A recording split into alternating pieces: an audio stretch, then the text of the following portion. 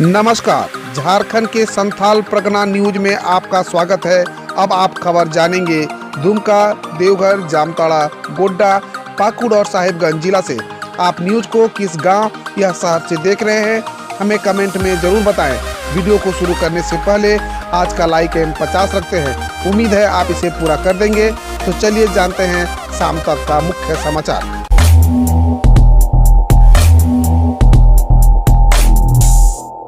Jharkhand CM Hemant Soren ने 2000 लोगों को दिया नियुक्ति पत्र, 80% महिलाएं। झारखंड के मुख्यमंत्री हेमंत सोरेन ने सोमवार को राज्य के 2000 लोगों को नियुक्ति पत्र दिया। ये सभी लोग औरमांझी स्थित कुल्ही में 9 टेक्सटाइल कंपनियों में काम करेंगे।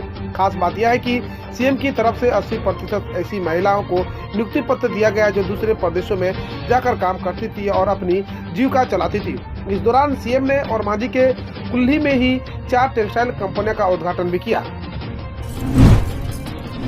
20 सूत्री कार्यक्रम कार्यान्वयन समिति के अध्यक्षों के नाम लगी मुहर, जानिए किस मंत्री को कहां की मिली कमान।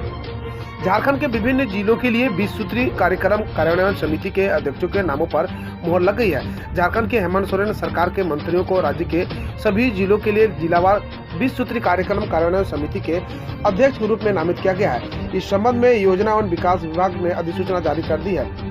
शिक्षा मंत्री जगन्नाथ महतो को रांची जिला 20 सूत्री कार्यक्रम कार्यान्वयन समिति का अध्यक्ष बनाया गया है। रांची में कोहरे वाली सुबह, हवा ने बदला अपना रुख। 10 दिसंबर तक तेजी से गिरेगा झारखंड का तापमान। झारखंड में अब तूफान जवाद का असर लगभग पूरी तरह समाप्त हो चुका है। इसके कारण पिछले 24 घंटों में सबसे अधिक बारिश 15.4 मिलीमीटर पूर्वी सिंहभूम के घाटशिला में दर्ज की गई। वहीं मंगलवार को रांची की सुबह कोहरे वाली सुबह हुई। लगभग 7 बजे के बाद आसमान साफ हुआ। मौसम वैज्ञानिक अभिषेक आनंद ने बताया कि आज से हवा के रुख में बदलाव देखने को मिलेगा। पलामू सिमडेगा में अलग अलग सड़क दुर्घटनाएं। NH 98 पर हाईवा व ऑटो के बीच टक्कर। कोलेबिरा में पेड़ से टकराई, 10 घायल। झारखंड के पलामू और सिमडेगा जिले में हुई अलग अलग सड़क दुर्घटना में 10 लोग घायल हो गए। दोनों दुर्घटनाएं सोमवार की रात हुई। पलामू में हरिहरगंज प्रखंड के शहरी क्षेत्र में NH 98 पर हाईवा व ऑटो के बीच टक्कर में 5 लोग गंभीर रूप से घायल हो गए। वहीं सिमडेगा में कोलेबिरा के पास ओडिशा से गुमला जा रही कार पेड़ से टकरा गई। इसमें ओडिशा के वडबिल के रहने वाले 5 युवक घायल हो गए। दुर्घटना के बाद मौके पर पुलिस पहुंची। टीम ने घायलों को अस्पताल भेज दिया। झारखंड में कई वर्षों में दोगुना हुआ नेशनल हाईवे का दायरा।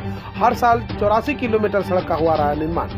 किसी भी देश या प्रदेश की तरक्की का प्रमुख पैमाना ऑल वेदर रोड का दायरा होता है। जिस राज्य में पक्की सड़कों का फैलाव जितना अधिक होगा, वहाँ विकास की संभावनाएं भी उतनी ही ज्यादा होती है। झारखंड का गठन वर्ष 2000 में हुआ था। उस वक्त प्रदेश में नेशनल हाईवे का दायरा 16 से 6 किलोमीटर था। प्राकृतिक संसाधनों से भरपूर झारखंड में अब नेशनल हाईवे का दायरा 3367 किलोमीटर हो चुका है। इसका मतलब यह हुआ कि प्रदेश के अस्तित्व में आने के बाद NH निर्माण दोगुने से भी ज्यादा हुआ है। इसका प्रभाव झारखंड के विकास पर भी दिखता है। जंगल और पहाड़ से भरपूर झारखंड में आवागमन पहले के मुकाबले काफी बेहतर हुआ है।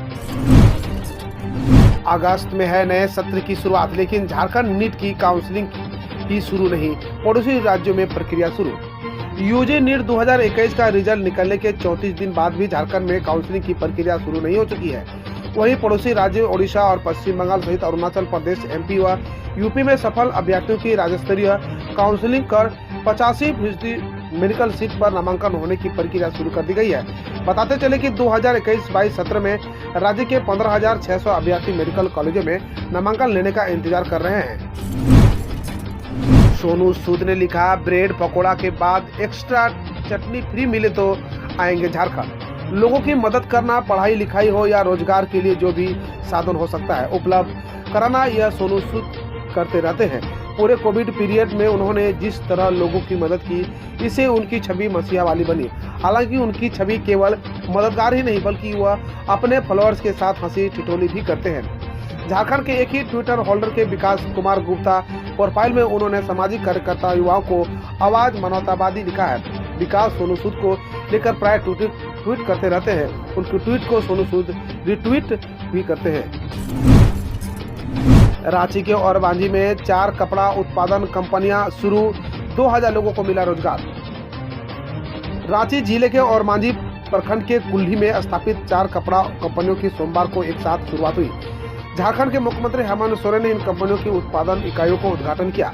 इन कंपनियों में किशोर एक्सपोर्ट व best band, Shri Ganpati creation और वेलेसिया अपैरल शामिल है। इसके अलावा पहले से यहाँ 5 कपड़ा उत्पादन कंपनियां कार्यरत है। इन 9 कंपनियों में 2000 लोगों को नौकरी दी गई है। मुख्यमंत्री ने इससे कुछ को प्रत्यात्मक रूप से नियुक्ति पत्र प्रदान किया है। नियुक्ति पाने वाले 80% महिलाएं हैं।